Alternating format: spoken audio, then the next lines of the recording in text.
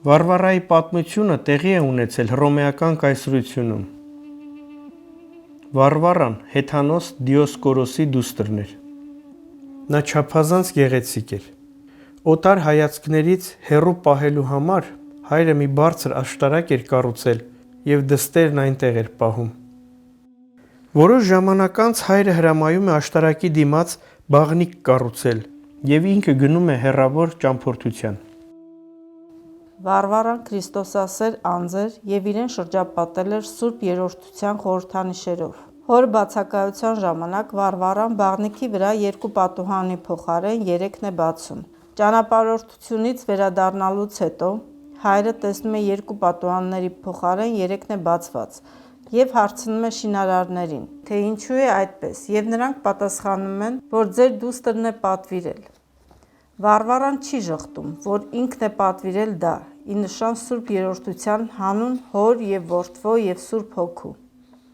Վարվարան ընդունելով քրիստոնեությունը հակառակ հոր կամքի ոչնչացնում է իրենց տան բոլոր հեթանոսական կուռքերը և հրաժարվում է Հեթանոսի հետ ամուսնանալ։ Վարվարայի անհնազանդությունը այնպես է զայրացնում հորը, որ որոշում է սպանել աղջկան։ Վարվարան փախչում և մի լեռան քարանձավում ապաստան գտնում։ Բայց մոլեգնած հայրը հետապնդում է դստերը և մի հովից իմանում է աղջկա տեղը։ Ավանդության համաձայն, մատնության պահին հովիվը քարանում է ոչխարների հետ։ Հայրը գտնելով դստերը հանձնում է դատավորներին։ Վարվարան ոչ միայն չի ուրանում Քրիստոսին, այլև հանդիմանում է մոլորության մեջ գտնվող կռապաշտներին։ Դատավորի հրամանով Վարվարային դաժան տանջանքների են ենթարկում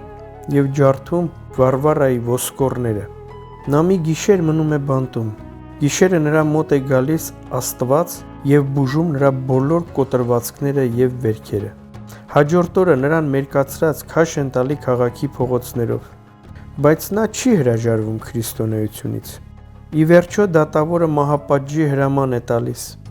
Նրան տանում են Դիալա կոչվող մի գյուղ, որը գտնվում էր հռոմեական կայսրությունում։ Այնտեղ նա աղոթում է և Աստծուց շնորհ է խնդրում։ Երկնքից մի ձայն է լսվում, որն ասում է. Քո բոլոր խնդրանքները լսվեցին, ովքեր նեղության և հիվանդության ժամանակ իրենց աղոթքում քո անունը կհիշեն, իսկույն կազատվեն նեղությունից և կբժշկվեն հիվանդությունից։ Երբ Վարվարան ավարտում է աղոթքը, հայրը գլխատում է դստերը։ Երկնքից կրակ է իջնում, այրում Դիոսկորոսին։ Մի քրիստոնյա մարդ վերցնում է սրբի մարմինը և թաղում Հելիոպոլիս քաղաքում, որտեղից 6-րդ դարում սրբի նշխարները տեղափոխում են Կոստանդնուպոլիս, այնուհետև տարածվում ամբողջ Եվրոպայում։ Սուրբ Վարվարան համարվում է բանտարկյալների և երիտասարդ աղջիկների պահապան սուրբը, և նրան նվիրված են մի քանի պաշտամունքներ։ Հայաստանում Սուրբ Վարվառա սրբավայրեր շատ կան։ Ամենահայտնին Արա լեռան վրայի ծաղկևանքն է։ Կենդանի ուխտը առ այսօր կատարում են ամեն համբարձումից մինչև ամեն վարդեվարի յուրաքանչյուր կիրակի օրը։ Բոլոր 7 կիրակիներին հոծ բազմություն է հավաքվում։ Վարվարայի ուխտավայրերից է Ավան գյուղի և Կարմիր գյուղի Սուրբ Վարվառա սրբավայրերը։ Մարտունուց ոչ հեռու գտնվող Վաղաշեն գյուղում ևս կա Վարվառա սրբավայր։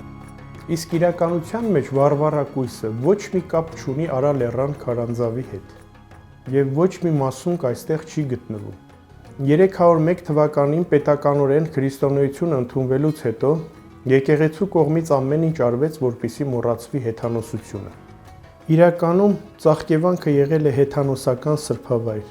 Մինչև առ այսօր ծաղկևանքում տոնում են թե հեթանոսական և թե քրիստոնեական տոներ։ Հեթանոսությունը դա մեր ազգային հարստությունն է։ Մենք աշխարհի միակ ազգն ենք, որ ընդունել ենք քրիստոնեություն, բայց ապրում ենք որպես հեթանոս։ Պետք է պաշտպանենք մեր արժեքները։ Մոռանալով հայկական հեթանոսական պատմությունը, մենք ջնջում ենք մեր պատմության էջերը 5000 տարով։